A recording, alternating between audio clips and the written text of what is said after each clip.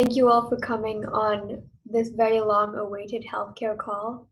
I'm very excited to have Mr. Danish Ahmed here to speak with us about it. Nice to see you all again. Danish, would you like to briefly introduce yourself?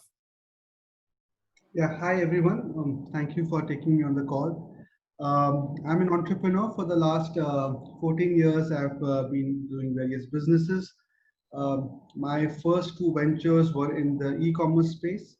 I built India's first fashion e-commerce company, did about $100 million of business, sold it to Flipkart, which is India's largest e-commerce company.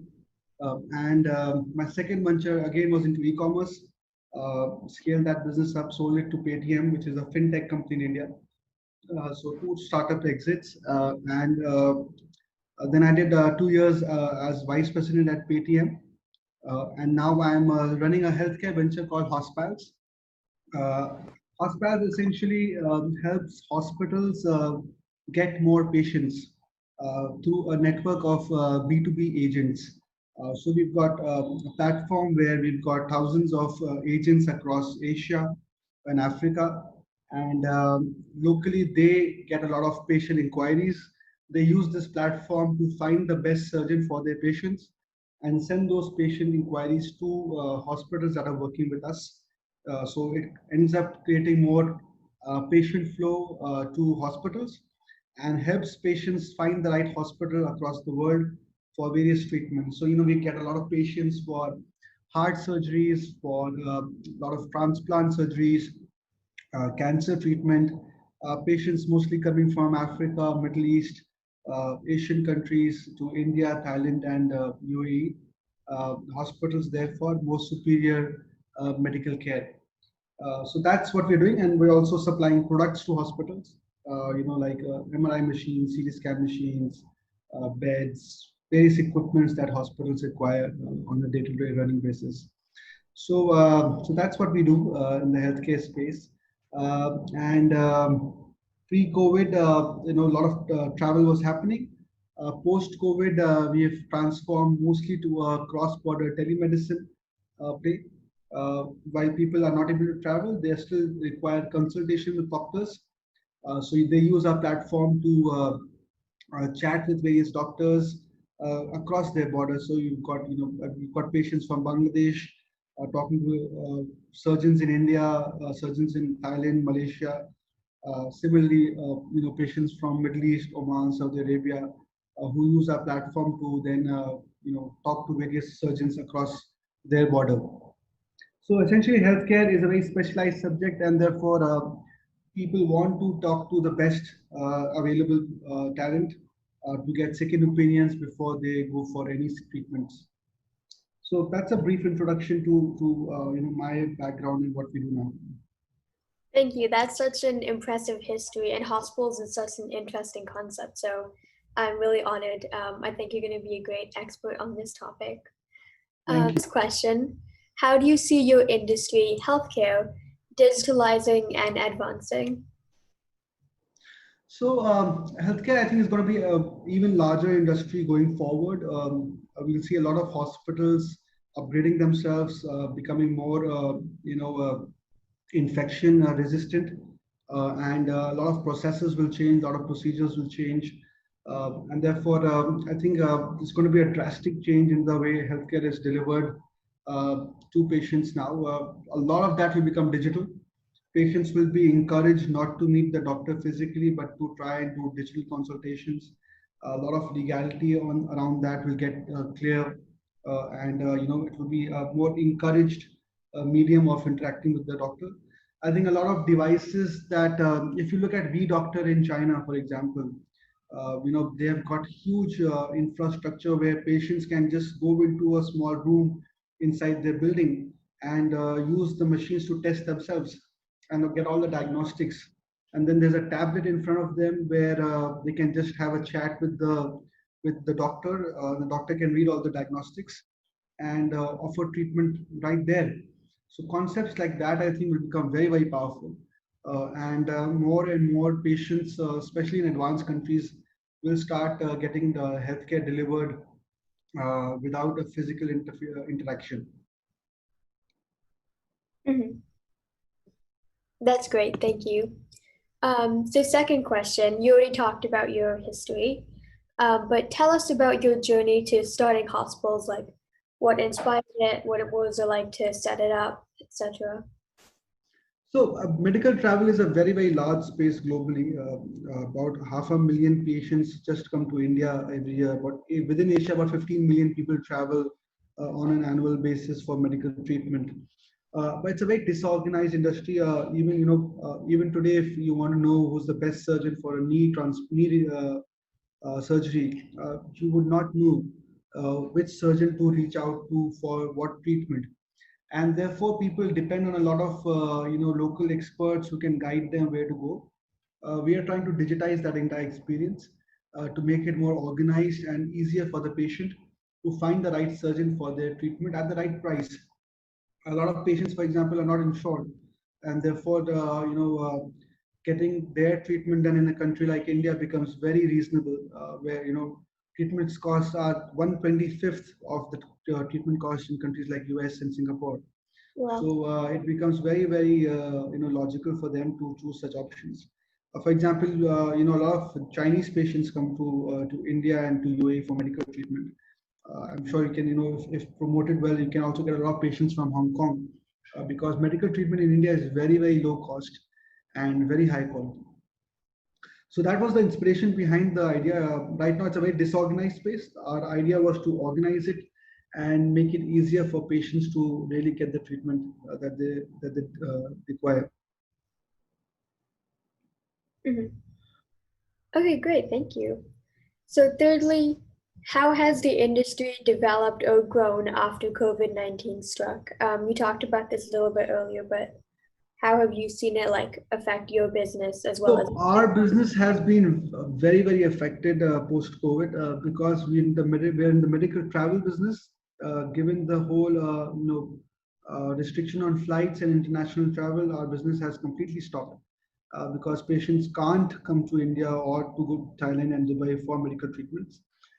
Flights have started resuming now, or will start happening in August. So we'll start business restarting in the next couple of months. But COVID has completely brought the business to a standstill, which is where telemedicine became a good vertical for us during this period. Yeah, that makes sense. Fourthly, how did it seems that you've been involved in digital things a lot in the past with your online retail store. So how did you get into that? How do you transition from traditional versions of industries into digital? Like, what new skills did you have to learn? How did you do so? Yeah, so I started my first e-commerce site in 2004. I had to learn a lot of these things myself, and it was a lot easier. It is a lot easier now. So starting an online store today requires an account on a website like Shopify, which does most of the work for you,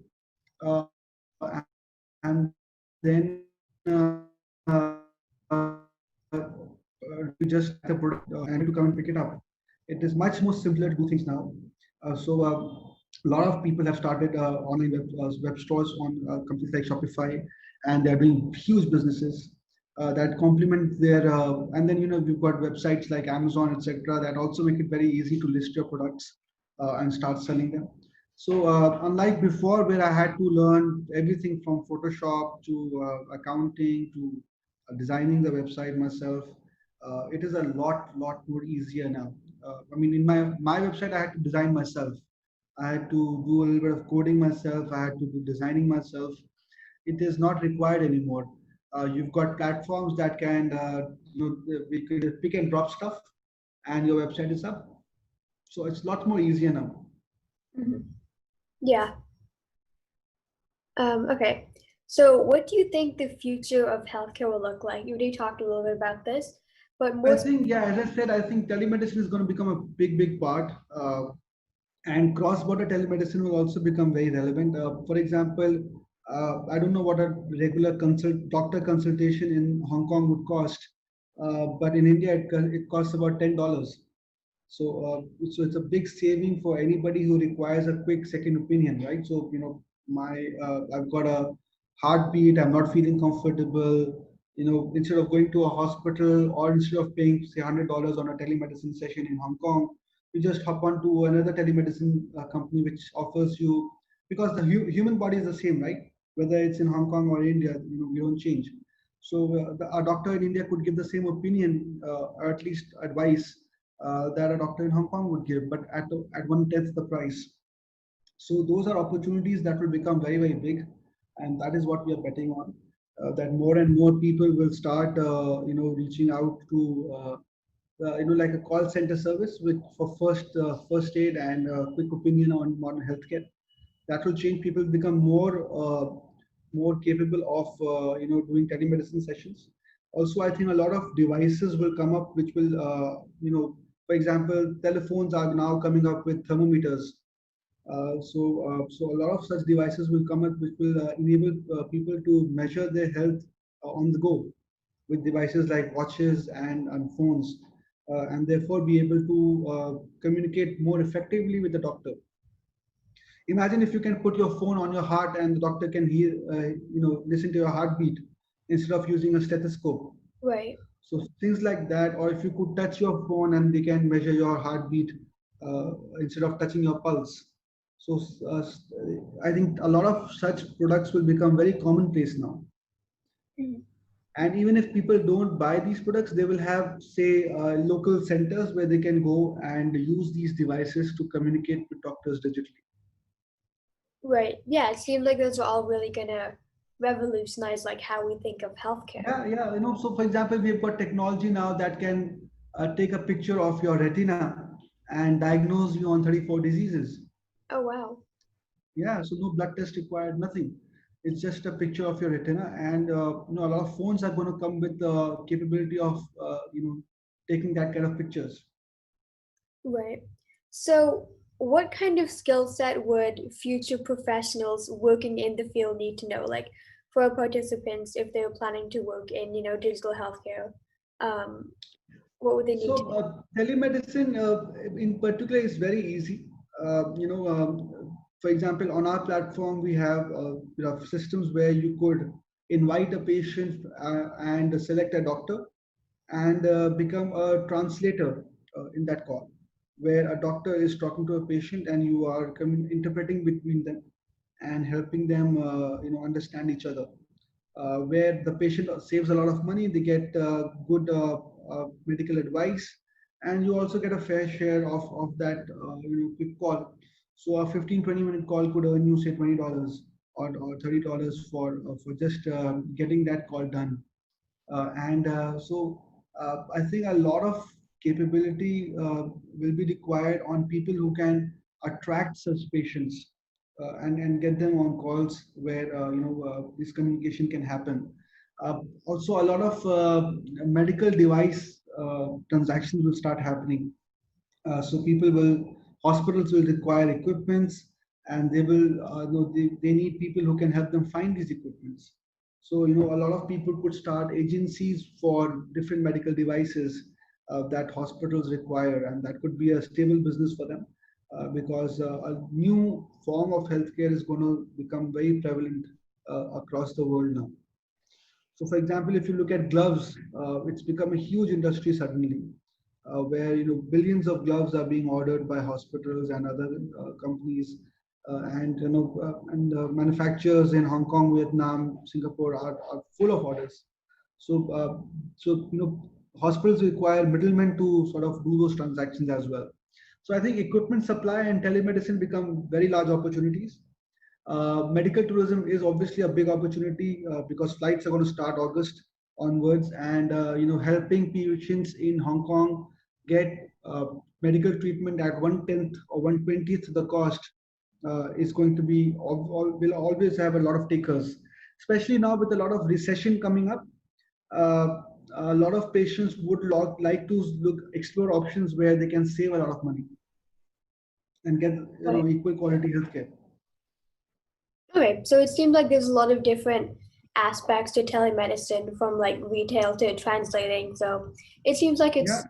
something that almost anyone could do if they have an Anyone can do, skill. and we do. I mean, we've got people in India who don't even understand English, but speak Arabic, and they're getting us patients and translating between the patients and us, and making good money on that.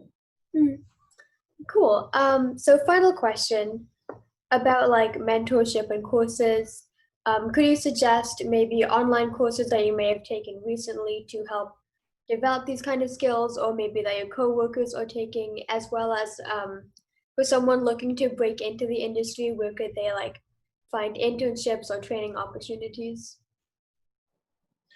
Uh, there aren't any such courses that are required for telemedicine in particular, but I think that's a good idea. We could start courses for people who are interested in the telemedicine medical travel space, and help them understand what is required to become a contributor to this business, and start getting patients, or start communicating with patients and helping them find the right surgeons globally.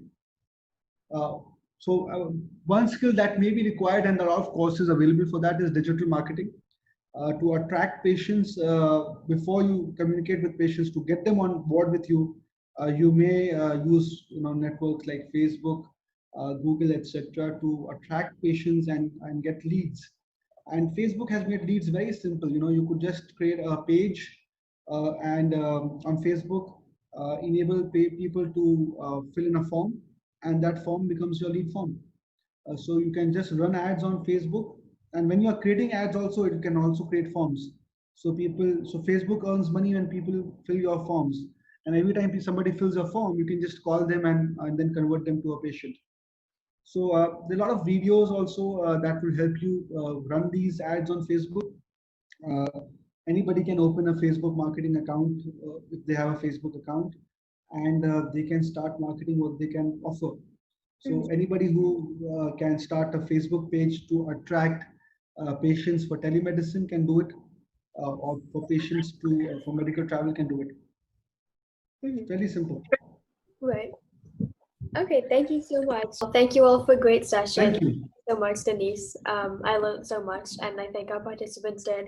I really didn't know like how accessible and how much there was to kind of telemedicine and digital healthcare. So yeah, thank you again, and thank you all for coming. Thank you. Thank you, Pankaj. Right, bye. See you all.